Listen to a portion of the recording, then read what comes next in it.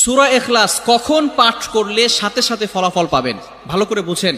সূরা ইখলাস হচ্ছে পবিত্র কোরআনুল কারীমের ভিতরে ছোট সূরাদের ভিতরে অন্যতম একটি সূরা। তবে ফজিলতের দিক থেকে সূরা ইখলাস হচ্ছে গুরুত্বপূর্ণ ফজিলত, এবং এই সূরাটা এমন একটা সময় আল্লাহ পাক রব্বুল আলামিন নাজিল করে দিয়েছেন যখন আল্লাহ রাসূল সাল্লাল্লাহু আলাইহি ওয়াসাল্লাম দ্বীনের প্রচার করতে লাগলেন।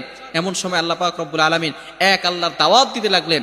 তখন কাফেররা আল্লাহ রাসূল সাল্লাল্লাহু আলাইহি সাল্লামকে কোশ্চেন করলো যে, মুহাম্মদ, তুমি তো এক আল্লাহর দাওয়াত দাও, আমরা তো কোটি কোটি দেবতার পূজা করি, তারা আমাদের সমস্যার সমাধান করতে পারে না। তুমি যে আল্লাহর দাওয়াত দাও সেই আল্লাহ কয়জন এবং সেই আল্লাহর সন্তান আছে কিনা?